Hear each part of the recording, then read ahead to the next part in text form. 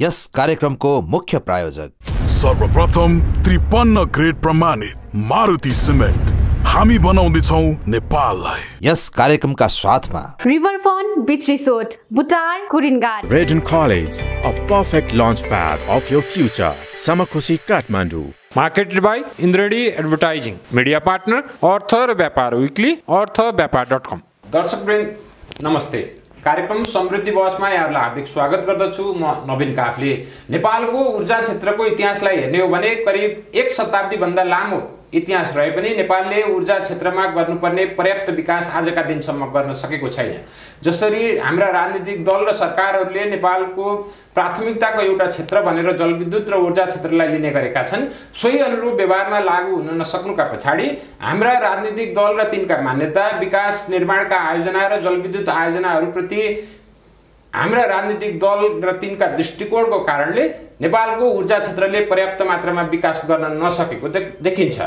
नेपालमा सञ्चालित ठूला जलविद्युत आयोजना, तिनमा ल्याइने विदेशी सहयोग वा लगानीका विषयमा पनि हाम्रो राष्ट्रिय दृष्टिकोण प्रष्ट हुन नसक्दा कतिपय विकास निर्माणका आयोजना र ठूला जलविद्युत आयोजनाहरू प्रभावित बन्ने गरेको इतिहास नेपाल सामु स्पष्ट छ।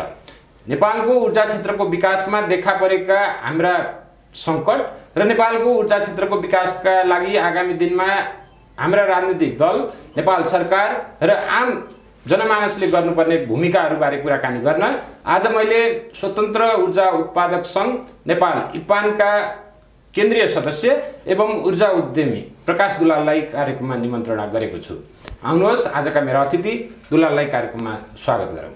दुलालजी, कार्यक्रममा यहाँलाई स्वागत छ। हस्, धन्यवाद, नमस्कार।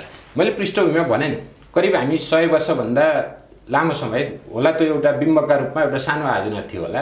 नेपालले 100 वर्ष अगाडि सुरुवात गरेको हाम्रै छिमेकी अन्य मुलुकहरूको तुलनामा हामी त्यतिखेर अगाडि थियौँ। त्यहाँदेखि सुरु भएको नेपालको जलविद्युत क्षेत्रको यात्रा आजका दिनसम्म 100 वर्ष पछाडि फर्किएर आइपुग्दा पनि हामी खासै अगाडि जान सकेको जस्तो देखिन्न। यसका पछाडि अलिकति यसलाई समग्रतामा विश्लेषण गरौँ। हाम्रो सरकारी दृष्टिकोण वा नेपालको यथार्थमा हेर्ने हो भने जलविद्युत क्षेत्रलाई लिएर हामी कहाँ के समस्या देखा परेर हामीले सोचे जस्तो फड्को मार्न सकेनौँ? हाम्रो चाहिँ यो 1968 सालमा फर्पिङ जलविद्युत आयोजना 500 किलोवाटबाट नेपालले जलविद्युत यात्रा सुरु गरेको हो। त्यो चाहिँ यो नेपालको पहिलो र एसियाको चाहिँ दोस्रो जलविद्युत गृह हो। त्यसले गर्दाखेरि हामी चाहिँ जलविद्युत उत्पादनमा 110 वर्षको यात्रा पुरा गरेका छौँ। 1968बाट 2078मा आइपुग्दाखेरि 110 वर्षमा हामीले जे जति गर्नुपर्ने हो जलविद्युत क्षेत्रको विकासबाट आर्थिक समृद्धि प्राप्त गर्नको निम्ति त्यो हामीले गर्न सकेनौँ। त्यो गर्न नसक्नुका कारणहरूमध्ये चाहिँ पहिलो कुरो चाहिँ नेपालमा लगानीको वातावरण भएन। वातावरण कसरी भएन भन्दाखेरि अब हामीले चाहिँ त्यो राणाको कालमा बनेको आयोजना थियो, त्यो जनताका लागि नभएर त्यो चाहिँ दरबारको लागि बनेको विद्युत थियो पहुँचवालाका निम्ति। त्यहाँबाट सुरु गरेको यात्रा चाहिँ पछि पञ्चायत आइसक्दाखेरि पनि सरकारले नै सबै गर्ने हो भन्ने भनिसकेपछि त्यहाँ चाहिँ रिसोर्सेसको लिमिटेसन भयो र लिमिटेसन भएको कारणले गर्दाखेरि चाहिँ विकास चाहिँ उचित र टाइममा हुन सकेन।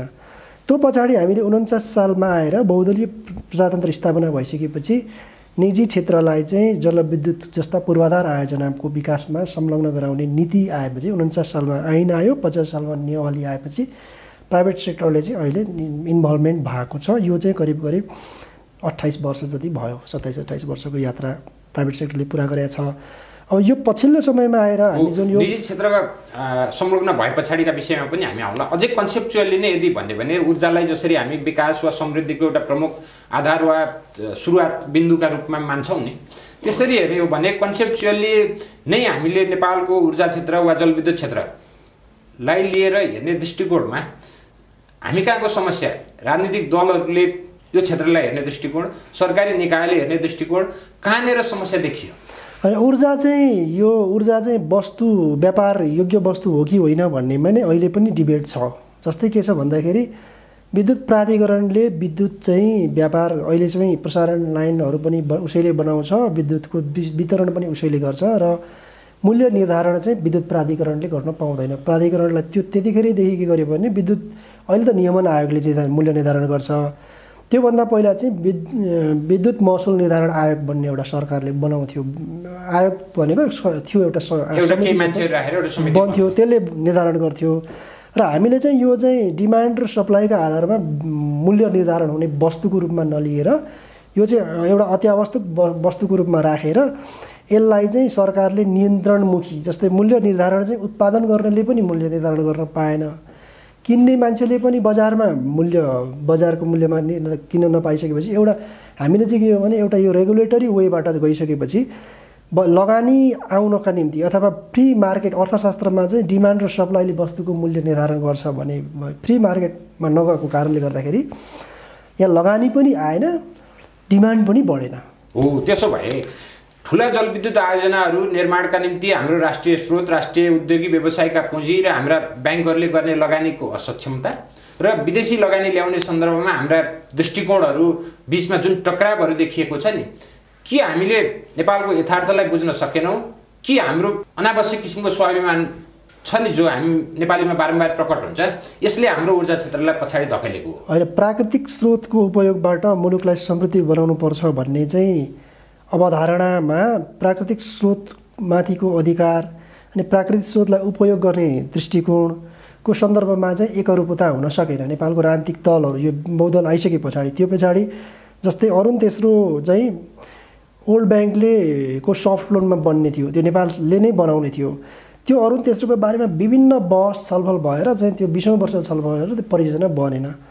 अब त्यसले गर्दाखेरि के देखिन्छ भने हामीकामा ठुला आयोजना आउँदाखेरि चाहिँ यसमा चाहिँ राजनीतिक बहस हुने, अन्य खालका बहसहरू हुने र त्यसले गर्दाखेरि आयोजना निर्माणलाई पछाडि धकेल्ने, अगाडि बढ्न नदिने खालको चाहिँ वातावरण बनेको छ।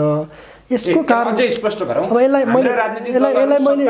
एउटा दृष्टिकोणले हाम्रा विकास निर्माणका आयोजनाहरू र विदेशी लगानीप्रति एउटा दृष्टिकोण राख्छन् र सत्ता बाहिर हुँदाखेरि अर्कै किसिमको दृष्टिकोण राख्छन्। हो, एउटा त्यो पनि हो, तर त्योभन्दा पनि फिलोसोफिकल्ली नै के हो भनेदेखि हामी निजी क्षेत्रलाई प्रमोसन गर्ने, निजीकरण र उदारीकरणको वेमा हिँड्ने कि नजाने भन्ने कुराले, जाने या नजाने भन्ने कुराले यसको चाहिँ फिलोसोफिकल कुरा हो। जस्तै ऐनले चाहिँ प्राइभेट सेक्टरलाई ओपन गरिदियो, त्यो प्राइभेटमा विदेशीले पनि पाउँछ, स्वदेशीले पनि पाउँछ 51 साल पछाडि, 50 साल पछाडि। तर राजनीतिक रूपमा चाहिँ हामी पञ्चायतको 30 वर्ष पनि हामी यो निजी क्षेत्रको प्रमोसन नगर्ने सरकारकै लिडरसिप हुनुपर्छ सबै कुरामा भन्ने, पूर्वाधार विकासमा अझै भन्ने खालको पोलिसीमा हामी त्यहाँ त्यो लामो समय ब्युरोक्रेसी पनि त्यस्तै थियो, वातावरण पनि त्यस्तै थियो। त्यो पछाडि पोलिटिकल्ली पनि के भयो भन्दाखेरि पार्टीगत धारणाका हिसाबले हेर्ने पनि कम्युनिस्ट पार्टीहरूले चाहिँ प्राइभेट प्रोपर्टीको राइट्स र प्राइभेट इन्भेस्टमेन्टलाई प्रमोसन गर्ने होइन, यो प्राइभेटलाई चाहिँ डिस्करेज गर्नुपर्छ भन्ने नीति उनीहरूको पार्टीको अवधारणाका कारणले गर्दाखेरि यहाँ चाहिँ लगानी गर्ने वातावरण जलविद्युतमा मात्रै होइन, अरू उद्योगहरू गार्मेन्टमा पनि, अब पश्मिनामा होस्, सबै उद्योगहरूमा लेबरहरूको समस्या पनि हामी देख्छौँ। जलविद्युतमा गयो भने स्थानीय मान्छेका मागहरू, यो थुप्रै बग्रेलती मागहरू देख्छौँ। यो सबैको पछाडि चाहिँ पोलिटिकल आइडियोलोजीको गाइडेसन छ। किन भन्दाखेरि प्राइभेटलाई चाहिँ डिस्करेज गर्नुपर्छ भन्ने जमात र समूह चाहिँ हामीमा ठुलो भयो। यसले अर्थतन्त्रलाई बुझेन। पहिला चाहिँ के भने समाजवाद ल्याउनका निम्ति, समाजवाद ल्याउने ठिक छ, समाजवाद ल्याउनेको निम्ति पहिला ल्याउने वातावरण त बन्नु पर्यो नि। त्यसका लागि मैले के भन्न खोज्छु भने एकैछिन तपाईँलाई म अलिकति समय लिन्छु। यसमा हाम्रो बजेटलाई एकचोटि हेर्नु पर्यो। बजेट के छ भने अहिले 15-16 खर्बको बजेट छ, जसमा हामी 10 खर्ब जति पैसा, 10-10.5 खर्ब पैसा हामीले चाहिँ राजस्वबाट उठाउँछौँ भनेर भनेका छौँ, तर त्यो लक्ष्य पुरा हुँदैन। त्यसले गर्दाखेरि के हो भने हाम्रो बजेट नै के छ भने घाटा बजेट छ। 10-10.5 खर्ब बजेटमा 50-60 अर्ब पैसा चाहिँ आन्तरिक ऋण उठाएर कर्मचारी प्रशासन पाल्नुपर्ने छ। विकासका लागि गर्ने जम्मै पैसा चाहिँ ऋण र अनुदानमा चलाएको छ भनेपछि सरकारले त ऋण अनुदान बाहेक गर्न सक्दैन। मतलब के भने अब सरकारको रिसोर्सको यति धेरै लिमिटेसन छ, हामीले जनतालाई जे सेवा सुविधा दिन्छौँ भने पनि सरकारसँग स्रोत छैन। निजी क्षेत्र पनि विद्युत उत्पादनमा संलग्न हुन थाल्यो। आजभन्दा करिब 1 दशकदेखि केही विगतका वर्षहरूलाई हेर्ने हो भने निजी क्षेत्रले झोलामा खोला हाल्यो भन्ने आरोप बारम्बार लाग्ने गरेको थियो भने पछिल्लो समय आजका दिनसम्म आइपुग्दा आयोजनाका नाममा सर्वसाधारणबाट प्राथमिक सेयर निष्कासन गरेर पैसा उठाउनकै निम्ति प्रयोजनका निम्ति पनि हाइड्रो पावरहरू खडा भएका छन् भन्छन्। यो विकृति निजी क्षेत्रमा किन देखियो? होइन, त्यस्तो त होइन। यो 2-3वटा कुरा, एउटा यो झोलामा खोला भन्ने चाहिँ अघि पनि मैले भने प्राइभेट सेक्टरलाई इन्करेज गर्नु हुँदैन, दिनु हुँदैन भन्ने यो आइडियोलोजिकलबाट गाइडेड भएको कुरा हो एउटा। अनि यो मान्छेले कहाँ कसले भन्थ्यो एकदम सजिलो भयो क्या बोल्नलाई, त्यो देखियो। पहिलो त्यो होइन, पहिला त लाइसेन्स लिनु छ, लाइसेन्स लिएपछि स्टडी गर्छ, 5 वर्षलाई सर्वेक्षण गर्ने टाइम नै हुन्छ। त्यो सर्वेक्षणमा चाहिँ हामीले वातावरणीय हिसाबले, वित्तीय हिसाबले, टेक्निकल्ली चाहिँ लगानी गर्न प्रोजेक्ट बनाउन योग्य हुन्छ कि हुँदैन भनेर स्टडी गर्छौँ। त्यो जम्मै स्टडी गरिसकेपछि मात्रै हामीले विद्युत उत्पादन अनुमति पत्र प्राप्त गर्छौँ। पहिला त हामीले सर्वेक्षण अनुमति पत्र प्राप्त गर्ने हो। गाउँलेहरूलाई, आम मान्छेलाई चाहिँ के थाहा छैन भने सर्वेक्षण लाइसेन्स नै विद्युत उत्पादन अनुमति पत्र हो, उत्पादन लाइसेन्स हो भन्ने जस्तो फिलिङ छ। त्यो होइन, सर्वेक्षण त्यो पछाडि हामीले प्राप्त गर्ने हो। PPA पनि गर्नु पर्यो त्यो पछाडि। त्यो सबै गरिसकेपछि विद्युत उत्पादन अनुमति पत्र प्राप्त गर्छ। अनुमति पत्र प्राप्त गरेपछि विद्युत आयोजना बनाउने हो, जसमा चाहिँ अनुमति प्राप्त चाहिँ उत्पादन अनुमति प्राप्त गरिसकेको पछि चाहिँ त्यहाँ विद्युत बनाउने अवधि पनि हुन्छ। कहिले कति समयभित्र विद्युत अवधि बनाइसक्नुपर्ने अवधि पनि उल्लेख भएको हुन्छ त्यहाँ। अघिल्लो चाहिँ सर्वेक्षण हो, एक पहिलो कुरा। दोस्रो कुरा चाहिँ के हो भने प्राइभेट सेक्टरले अहिले चाहिँ हामीले कम्पनीहरूले पब्लिक सेयर इस्यु गरेर जलविद्युत आयोजनाहरू बनाइरहेछन्। यो नै नेपालको जनतालाई समृद्धि गराउने होइन। नेपालको यो जुन रिसोर्सेस छ जलविद्युतको, यसमा चाहिँ जनताको सानो सानो पुँजीलाई इन्भल्भमेन्ट गराएर त्यो पुँजीबाट जनताले नाफा प्राप्त गर्ने, त्यो चाहिँ एकदम यो चाहिँ सबभन्दा सजिलो बाटो हो। यो जनताले जस्तै जनताको सहभागिता कसरी हुने त? जस्तै कुनै आयोजना बन्यो भन्दाखेरि हाम्रो चाहिँ विद्युत ऐनमा त व्यवस्था छैन, तर पनि यो धितोपत्र ऐनले चाहिँ के व्यवस्था गर्यो भनेदेखि IPO निकाल्दाखेरि स्थानीयलाई 10% सेयर पहिले रिजर्भ गरेर छुट्याउनु पर्ने व्यवस्था गर्यो पहिलो। त्यो पछाडि अनि पब्लिकहरूले पनि पैसा हाल्ने भनेपछि यो चाहिँ केही थोरै मान्छेले मात्रै धनी हुने होइन कि जलविद्युत आयोजना बन्दाखेरि चाहिँ आम मान्छेहरू नै धनी हुने भए। मैले एउटा फ्याक्ट्री खोलेँ भने त्यो फ्याक्ट्रीको म IPO ननिकाल्न सक्छु, तर प्राइभेटले चाहिँ विद्युत बनाउँदाखेरि चाहिँ कम्पलसरी यो धितोपत्र बोर्डले हो गर्न चाहिँ। तर पनि आम पिपुलमा के भयो भने 10% चाहिँ हामीलाई सेयर चाहिन्छ भन्ने लोकलले माग राखेपछि सबै मान्छेहरू चाहिँ लिमिटेड कम्पनीमा प्रोजेक्ट बनाएपछि लिमिटेडमा गएर स्थानीयलाई सेयर नदिई त भएन। विगतका केही वर्षहरू हेर्ने हो भने करिब 18-20 घण्टाको लोड सेडिङबाट नेपालीहरू प्रताडित थिए। त्यो अवस्था पार भएर आजका दिनमा भन्ने हो भने ठुला उद्योगहरूका निम्ति पनि नेपाल विद्युत प्राधिकरणले विद्युत जडान गरिराखेको छ भने आम नेपालीहरू हिजोका दिनमा जस्तै अँध्यारोमा बस्न बाध्य छैनन्। तर हामी कहाँ केही जलविद्युत आयोजनाहरू निर्माणाधीन छन् र केही राष्ट्रिय प्रसारण लाइनमा जोडिने तयारीमा छन्। नेपालमा उत्पादित विद्युतको हिसाब गर्दा यसको उत्पादन अब यसका निम्ति बजार खोइ भनेर मान्छेहरू सोध्छन्। नेपालमा उत्पादित विद्युतको बजार खोज्ने विषयमा ध्यान सरकारले नदिएको हो कि ध्यान दिँदा पनि हामी जसरी बङ्गलादेशदेखि भारतसम्म बिजुली बेच्ने भन्ने सैद्धान्तिक कुरा गर्छौँ नि, यसमा सत्यता वास्तविकता वा कति व्यवहारिक रूपमा सम्भव कुरा? यसमा 2-3वटा कुरा। एउटा कुरा के हो भने हामीले चाहिँ पहिला लोड सेडिङ थियो, लोड सेडिङ भइसकेपछि हामीले के गर्यौँ भने चाहिँ विद्युतका चाहिँ इफिसियन्ट साधनहरू उपयोग गरौँ र विद्युत खपत चाहिँ कम गरौँ भन्ने चाहिँ नोटिस चाहिँ विद्युत प्राधिकरणले बजाएर हामीले चाहिँ त्यसमा सहयोग पनि गऱ्यौँ होइन। सहयोग गरे बापत चाहिँ विद्युत केही चाहिँ डिमान्ड साइड म्यानेजमेन्ट गर्दाखेरि पनि विद्युत सरप्लस भएर लोड सेडिङ व्यवस्थापनमा सहज हुन्छ भन्ने एउटा चाहिँ के भयो भने विद्युत खपत कम गर्नुपर्छ भन्ने राष्ट्रिय अभियान चल्यो। त्यसले गर्दाखेरि पनि हामी विद्युत खपत बढाउनेतिर गएनौँ पहिलो कुरा। दोस्रो कुरा चाहिँ विद्युत आयोजना बनिसके अथवा बन्दैछन्, अब यसलाई कसरी बजार व्यवस्थापन गर्ने भन्दाखेरि आयोजना जहाँ बनेको त्यहाँबाट ट्रकमा हालेर लगेर बेच्ने त होइन। यसको लागि त प्रसारण लाइन आयोजनाहरू बन्नु पर्यो।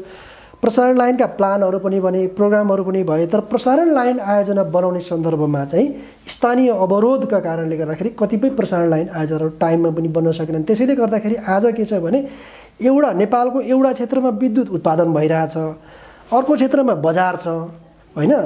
अथवा उद्योगले अहिले पनि 800 मेगावाट जतिको बिजुलीको माग उद्योग छ, त्यसमा चाहिँ विद्युत प्राधिकरणमा पनि अहिले गएर हेर्ने फाइल हेर्ने भने पनि 700-800 मेगावाट बिजुलीको माग उद्यमीहरूले गरेका छन्। तर त्यो माग चाहिँ विद्युत प्राधिकरणले पुर्याउन सकेका छैन। किन भन्दा ट्रान्समिसन लाइन नभएर। नेपालको जलविद्युत प्रसारण लाइन र सडक पूर्वाधारका निम्ति भनेर अमेरिकी परियोजना मिलेनियम च्यालेन्ज कर्पोरेसन MCC अन्तर्गतको सहयोग नेपालले लिने कि नलिने भन्ने मा एउटा राष्ट्रिय बहस विगत केही वर्षदेखि नेपालमा जारी छ। एमसीसी वास्तवमा के हो र एमसीसीले नेपालको हित वा अहित के गर्छ भन्ने विषयमा कुनै पनि पक्ष वा विपक्षमा दृष्टिकोण नराखी यो क्षेत्रको जानकारका हिसाबले आम जनताले बुझ्ने भाषामा भन्नुभयो भने एमसीसी के हो र यो नेपालका लागि आवश्यक छ वा छैन? अनि एमसीसी चाहिँ के हो भने गरिब विकासोन्मुख र गरिब मुलुकहरूका लागि चाहिँ यो रूपान्तरणकारी आर्थिक क्षेत्रको रूपान्तरणकारी आयोजनाका निम्ति आर्थिक अनुदान उपलब्ध गराउने अमेरिकी एजेन्सी हो। त्यो चाहिँ सरकारको संस्था हो, अमेरिकी सरकारको। एमसीसी चाहिँ अब एमसीसीमा हामीले परियोजना बिड गरेर प्राप्त गरेको हो। हामीले कसरी परियोजना बिड गरेको भन्दाखेरि पनि पहिला थ्रेसहोल्डहरू हुन्छ। त्यो थ्रेसहोल्ड पार गरिसकेपछि हामी कहाँ चाहिँ यो आर्थिक विकासको लागि अवरोधक पहिचान गर्ने एउटा समिति बनाएको थियो अर्थ मन्त्रालयले। त्यसले पहिचान गर्यो। त्यसमा सडक र प्रसारण लाइन जस्ता चाहिँ विद्युत र सडक जस्ता पूर्वाधारहरूले चाहिँ आर्थिक अवरोधक हुन् भन्ने पहिचान गर्यो, डायग्नोसिस गर्यो। त्यो डायग्नोसिस गरिसकेपछि त्यसबाट हामीले चाहिँ सडक र प्रसारण लाइनमा माग्नुपर्छ, अनुदान गर्नु भनेर हामीले मागेको हो यो 2013-14मा। अनि त्यसलाई पनि अझै चाहिँ यसलाई के गर्यौँ भन्दाखेरि यो चाहिँ नेपाल भारत विद्युत व्यापार चाहिँ सम्झौता भयो, पिडिए भयो 2014मा, सन् 2014मा। 14मा पिडिए भइसकेपछि 15मा हामीले यो प्रसारण लाइनका निम्ति एप्लाई गरेर पाएको हो। हामीले पहिला चाहिँ के माग्ने भन्नेमै क्लियर भएको थिएन। अनि यो प्रसारण लाइन आयोजना जुन मागेको छ यो किन मागेको भन्दाखेरि लोड सेन्टर, लोड कहाँ बिजुली उत्पादन भइरहेछन् तामाकोसी, त्रिशुली, यो के अरे बुढी गण्डकी, मध्यमेरस्याङ्दी कोरिडोरहरूमा चाहिँ विद्युत आयोजनाहरू चाहिँ बनिरहेका, त्यहाँबाट उत्पादनका विद्युतहरूलाई चाहिँ लोड सेन्टरसम्म पुर्याउनु पर्ने अथवा नेपालको बजारले मात्रै नधान्दाखेरि चाहिँ एक्सेस भयो भनेदेखि बाहिर विद्युत बेच्नुपर्ने। त्यसका लागि चाहिँ अनि यो तामाकोसीदेखि लप्सीफेदी होइन, लप्सीफेदीसम्म 220-420 को ट्रान्समिसन लाइन बनिरहेछ। अब लप्सीफेदीदेखि रातमाटादेखि चाहिँ दमौली हुँदैदेखि चाहिँ उता हामी चाहिँ बुटवल जाने र यतापट्टि चाहिँ हाम्रो यो हेटौँडाको ट्रान्समिसन लाइनको सब स्टेसन 220 kV पनि कनेक्सन गर्ने गरी चाहिँ यो प्लानिङ भएको हो। यसले चाहिँ करिब 3500 देखि 4000 मेगावाटका विद्युतका आयोजनाहरूबाट उत्पादन भएको विद्युत बोक्छ।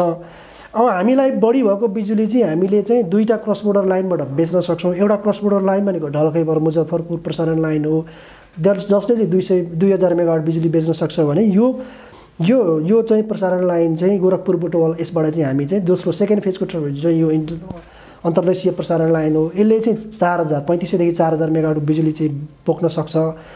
अनि हामीले चाहिँ यो प्रसारण लाइन आयोजना बनाउनु पर्ने किन भन्दाखेरि पहिलो फेजको प्रसारण लाइन आयोजना बनिसकेपछि दोस्रो फेजको बन्यो भनेदेखि करिब हामी 5000 जति बिजुली चाहिँ बेच्न सक्छौँ भनेर। यो चाहिँ फेरि एकदम स्टडीमा आधारित भएर अहिले अबको 5 वर्षभित्रमा 3-4 वर्षभित्रमा चाहिँ 5000 मेगावाट बिजुली चाहिँ एक्सेस हुन्छ भन्ने प्रोजेक्सनमै गरे। प्लान ठिकै भयो। हामी कुरा गरिरहँदा एमसीसी अन्तर्गत नै रहेर छलफल गर्दा पनि लामो छलफल यस विषयमा गर्नुपर्ने आवश्यकता राष्ट्रलाई नै महसुस भएको छ, पक्कै गर्न सकिन्छ। तर नेपालमा एमसीसीको पक्ष वा विपक्षमा यसमा तटस्थ कोही पनि मान्छे छैनन्। यसको के पक्षधरता छ कि विपक्षधरता छ भन्ने हिसाबले जसरी राष्ट्रिय बहस देखिन्छ नि, यसका पछाडिको चाहिँ कारण के हो र यसले हामीलाई कुन निष्कर्षमा पुर्यायो? अनि यस्तो छ किनभने यो नेपालले चाहिँ यसलाई आर्थिक मात्रै परियोजना हो, यो एउटा प्रसारण लाइन र सडक बनाउने मात्रै परियोजना हो भन्ने बुझ्या भए यसमा बहस हुँदैन थियो। त्यसमा त स्वयं यो अब यसमा मैले हैन म यसमा अङ्ग हो भन्ने किसिमले जसरी यसलाई मैले विषयमा जवाफ आयो, त्यसमा नेपाल कसरी ढुकाउँछ? अनि यसलाई म भन्छु, यसलाई कसरी भन्छ, यसलाई चाहिँ हामीले यो आर्थिक सहायता हो, यो चाहिँ कुनै एउटा परियोजना कार्यान्वयन गर्ने हो। त्यो परियोजना पनि नेपालको विकास समिति होइन त एमसिए नेपालले कार्यान्वयन गर्छ। नेपाल सरकार र अमेरिकी सरकार बीच भएको सम्झौता हो। कार्यान्वयन गर्ने एजेन्सी एमसिए नेपाल हो। एमसिए नेपालको ठाउँमा यो चाहिँ नेपाल विद्युत प्राधिकरणले कार्यान्वयन पनि गर्न सक्थ्यो, तर उसले चाहिँ एमसिए नेपाल विकास समिति जस्तै हामीले मेलम्चीको पनि विकास समिति एडिबीले दिएको पैसा हो, विकास समिति मेलम्ची विकास समिति बनाएर हामीले चाहिँ मेलम्ची बनायौँ, खानेपानीले त गरेन नि त। त्यस्तै गरी यो पनि चाहिँ एउटा विकास समिति हो। एमसिए नेपाल चाहिँ विकास समिति हो, यो नेपाल सरकारको इन्टिटी भयो। अब किन विरोध भएको छ त भनेर तपाईँले जुन मलाई प्रश्न गर्नुभयो, यो विरोध हुनुको पछाडिको कारण चाहिँ यसमा दुईवटा कारणहरू छन्। एउटा यो चाहिँ पोलिटिकल्ली विरोध, पोलिटिकल आइडियोलोजीबाट गाइडेड छ। त्यो चाहिँ दुईटा कुरा के छ भन्दाखेरि एउटा यसमा चाहिँ थ्रेसहोल्डमा सुरुमै के छ भने यो चाहिँ प्राइभेट सेक्टरलाई प्रमोसन गर्ने, कानुनी राज शासनको गर्ने, भ्रष्टाचारलाई न्यूनीकरण गर्ने, प्रेस स्वतन्त्रता, मानव अधिकार, जुन डेमोक्रेसीका फन्डामेन्टल 14वटा बुँदाहरू छन् त्यसलाई कार्यान्वयन गर्ने, त्यसमा अङ्क दिएको छ, मार्क्सहरू दिएको छ, त्यो मार्क्स प्राप्त गरेर लिनुपर्ने र यी कुराहरू भएनन् भने चाहिँ अमेरिकी सहायता फिर्ता पनि गर्ने। जस्तै दुईटा देशमा चाहिँ फिर्ता पनि भएको छ।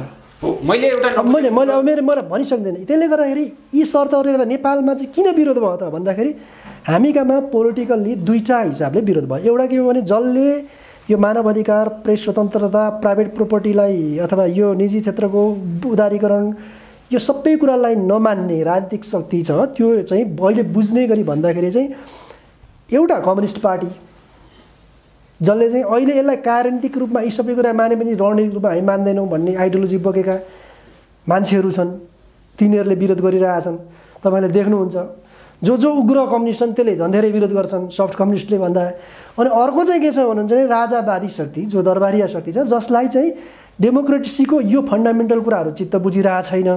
यो सबै कुरालाई चाहिँ गिजल गाजल गर्न पाइयो भने गोलमालमा चाहिँ गोल हाल्न सकिन्छ कि भनेर यस्ता कुरा आयो भने चाहिँ त्यहाँ प्रोभोक गर्ने एउटा छ दरबारी शक्ति। यी दुईटै कुराले विरोध गरिरहेछन्। यहीँनिर एमसिसी र यो परियोजनाका विषयमा राजनीतिक स्तरमा नै जुन किसिमको एउटा विचार विमर्श भइराखेको छ नि बुद्धिजीवी स्तरमा, त्यसलाई एकातिर राखेर हेर्ने हो भने हाम्रा निजी क्षेत्रका सङ्घ संस्था, उद्योग वाणिज्य महासङ्घदेखि नेपाल चेम्बर अफ कमर्स वा नेपाल उद्योग परिसङ्घ जस्तै यहाँहरू जस्तै इपान लगायतका संस्थाहरूले चाहिँ यसलाई जसरी नै पारित गर्नुपर्छ वा नेपालमा ल्याउनुपर्छ भनेर लबिङ गरेको देख्दा हाम्रो निजी क्षेत्र पनि माथि नै धेरै मान्छे प्रश्न होइन तपाईँले एकदम सही उठाउनुभयो प्रश्न। किन सही उठाउनु पर्यो भने नेपालको प्राइभेट सेक्टरले rule of regulation, democracy, private प्रोपर्टीको सेक्युरिटी, प्राइभेट सेक्टरको प्रमोसन गर्ने कुरामा आएका एजेन्डालाई त खुलेर समर्थन गर्नुपर्छ। तर जो यो विवादित भन्ने छ, विवादित छैन यो यो विवादित विषय नै होइन। यो आर्थिक हिसाबले विवादित विषय होइन र यो राजनीतिक आइडियोलोजीका हिसाबले अमेरिकालाई हेर्ने चाहिँ जुन दृष्टिकोण कम्युनिस्ट पार्टीले सुरुदेखि नै भनेको यो भारतलाई विस्तारवादी, अमेरिकालाई साम्राज्यवादी भन्ने दृष्टिकोणका हिसाबले, पोलिटिकल पार्टीको थटका हिसाबले विभाजित होला। त निजी क्षेत्रमा काम गर्ने निजी क्षेत्रका सबै सङ्घ संस्थाहरूको हिसाबले यो विवादित छैन। किनभने हामीले प्राइभेट इन्भेस्टमेन्टलाई प्रमोसन गर्ने, रुल अफ लको कुरा गर्ने, डेमोक्रेसीको कुरा गर्ने, यो कुरा त हामी यो रुल अफ ल भएन भने त निजी क्षेत्र बाँच्नै सक्दैन नि। प्राइभेट सेक्टरलाई प्रमोसन भएन भने त हामी प्राइभेट सेक्टर काम गर्नै सक्दैनौँ नि। अनि फ्रिडम भएन भने हामी कामै गर्न सक्दैनौँ नि। त्यसैले गर्दाखेरि नि यो कुरालाई त हामीले एकदमै डे वानमा समर्थन गर्नु पर्थ्यो। यो समर्थन गर्न ढिला भयो। सुरुमै एफएनसिसिआई, सिएनआई जस्ता संस्थाहरूले बोलिदिएको भए यत्रो ठुलो गिजो लिँदैन थियो। आर्थिक विषय हो, यहाँ हाम्रो चाहिँ इन्ट्रेस्ट छ। किन भन्दाखेरि हामी त कुनै कानुनले बनाएका संस्थाहरू, कानुनका कारणले गर्दाखेरि हामीले अरबौँ पैसा लगानी गरेका छौँ। भोलि चाहिँ त्यो ऐन, त्यो नियमबाट नेपाल सरकार ब्याक भयो भने हाम्रो इन्भेस्टमेन्ट के हुन्छ? हामी पोलिटिकल्ली त के हो भने कम्युनिस्ट पार्टीले त भोलि त प्राइभेट सेक्टरलाई डिस्करेज गर्ने पोलिसी पनि त ल्याउन सक्छ नि। त्यसले गर्दाखेरि के हो भने एकदम तपाईँले सही भन्नुभयो, प्राइभेट सेक्टरको संस्थाहरूले प्राइभेट प्रमोसन गर्ने र रुल अफ ललाई मान्ने, डेमोक्रेसी र फ्रिडम मान्ने कुरालाई चाहिँ एकदम टाइमली गर्नु पर्थ्यो। ढिलो चाहिँ भयो, त्यो ढिलो भएर विवादित भयो। प्रकाशजी, नेपालको ऊर्जा क्षेत्रको अथवा त्यसको अङ्ग विशेष गरी नेपालमा जलविद्युत क्षेत्रले नै यसको ठुलो हिस्सा ओगट्छ। यस विषयमा कुरा गर्ने हो भने नेपालको जलविद्युत क्षेत्रको हिजोको दिन एउटा विगत रह्यो, अबका आगामी दिनहरू कस्तो हुने अपेक्षा गर्न सकिन्छ? अनि अब उत्पादनको क्षेत्रमा चाहिँ प्राइभेट सेक्टरले ठुलो इन्भेस्टमेन्ट गरेको छ र एकदमै फड्को मार्ने स्थितिमा छ। अघि मैले भने कि यदि राम्रो वातावरण बन्ने हो भने 5 वर्षमा, अबका 5 वर्षमै हामी 15,000 मेगावाट विद्युत बनाउन सक्छौँ। किनभने 2,000 मेगावाट भइसक्यो, यो वर्ष मात्रै 1,000 मेगावाट बिजुली आउँदैछ, 3,000 हुन्छ। अबको 4 वर्षमा चाहिँ 12-15,000 मेगावाट बिजुली बन्नेवाला छ। किनभने अघि मैले भने 7200 मेगावाटका कनेक्सन एग्रिमेन्टमा छन्। अब 2200 मेगावाटका पिपिए भइसके, 1800 मेगावाटका कनेक्सन एग्रिमेन्ट भइसके, 3600 मेगावाटका बन्दैछन्। यो चाहिँ हाम्रो प्राइभेट सेक्टरको भने करिब 4000 मेगावाटका बिजुली चाहिँ नेपाल सरकार र नेपाल सरकारको सब्सिडियरी कम्पनीहरू, विद्युत प्राधिकरणका सब्सिडियरी कम्पनीले बनाइरहेछन्। भनेपछि 5 वर्षमा 15,000 मेगावाट विद्युत बन्छ, जुन चाहिँ सरकारले 10 वर्षमा 15,000 मेगावाट भनेको 3 वर्ष वा 8 वर्षमा पुरा हुने भयो विद्युत उत्पादनमा। अब उत्पादित विद्युतको बजार विस्तार गर्ने खपतका निम्ति चाहिँ एउटा चाहिँ के गर्नु पर्यो भने विद्युत खपत बढाउनका निम्ति सरकारले नै जुन यो विद्युतीय चुलो अब भान्सामा चाहिँ हामीले चाहिँ विद्युतको वृद्धि गर्नका निम्ति ग्यासलाई विस्थापित गर्ने र हाम्रो चाहिँ यो विद्युतीय चुलोलाई उपयोग गर्ने एउटा काम सरकारले यसमा केही एकदम ठुलो अभियान चाल्नु पर्यो पहिलो। दोस्रो कुरो चाहिँ विद्युतीय गाडीहरू सवारी साधनहरूलाई पनि वृद्धि गर्नु पर्यो विद्युत, किनभने यो हाम्रो स्वदेशी ऊर्जा हो। हामीले ऊर्जाका लागि मात्रै पनि खरबौँ पैसा हामी चाहिँ प्रत्येक वर्ष खर्च गरिरहेका छौँ। दोस्रो यो त्यसले चाहिँ किन यो गर्नु पर्यो भन्दाखेरि यो चाहिँ इन्भाइरोमेन्ट फ्रेन्डली पनि छ, स्वदेशी पनि हो र हामीसँग आफ्नै उत्पादन पनि हो। त्यसै ऊर्जा सेक्युरिटीको हिसाबले ऊर्जा सुरक्षाको हिसाबले पनि आयातित ऊर्जामा भर पर्दा त हामीले नाकाबन्दी भोग्यौँ। जसरी विद्युत उत्पादनमा हामीले यहाँले भन्नुभयो जस्तै हिजो कुनै दिनमा हाम्रा राजनीतिक दलहरूले यति वर्षमा यति मेगावाट भन्ने जो राजनीतिक नाराका रूपमा निर्माण गरेका थिए, आज त्यो स्थितिबाट हामी पार भइसक्यौँ। आज उत्पादित बिजुलीलाई बजार खोज्ने विषयमा देशभित्र खपतको विषय एउटा विषय भयो, भारत वा बङ्गलादेशलाई विद्युत बेच्ने भन्ने विषयमा जो मन्त्रालय स्तरबाट यस अगाडि पहलहरू भएका थिए र विद्युत प्राधिकरणले पनि केही पहल गरिराखेको थियो, यसमा स्पष्ट देखिने गरी कुनै नतिजा आउन सकेको छैन। यो बजार खोज्ने वा बजार निर्माण गर्ने विषयमा मन्त्रालय स्तरबाट वा सरकारी दुई देशीय सम्बन्धहरूका हिसाबले हामीले गर्नुपर्ने पहल के हो भन्ने तपाईँलाई मलाई के लाग्छ भन्दाखेरि नेपालको भारत जस्तै हाम्रो बिजुलीको बजार चाहिँ अहिले भारत हो, बङ्गलादेश पनि हो। मुख्य गरेर भारत नै हो, किन बङ्गलादेशसँग हाम्रो प्रसारण लाइन छैन। अब प्रसारण लाइन चाहिँ भारतकै प्रसारण लाइन उपयोग गरेर जानुपर्ने हुन्छ। त्यसले गर्दाखेरि नेपालको विद्युत चाहिँ भारतमा बेच्ने नै हो। भारतमा बेच्नको निम्ति चाहिँ दुईवटा कुरा हुनु पर्यो। एउटा प्रसारण लाइन नै हुनु पर्यो, जुन भारतमा बेच्नको निम्ति अघि हामीले भन्यौँ यो ढल्केबार मुजफ्फरपुर र गोरखपुर बुटवल प्रसारण लाइन, यसले मात्रै पुग्दैन, अरू प्रसारण लाइन पनि अन्तर्देशीय बन्नु पर्यो पहिलो कुरा। दोस्रो कुरा चाहिँ के छ भने नेपालको अहिलेसम्म चाहिँ सबै विद्युतको व्यवस्थापन चाहिँ विद्युत प्राधिकरणले गरिरहेछ, बजार व्यवस्थापनको काम।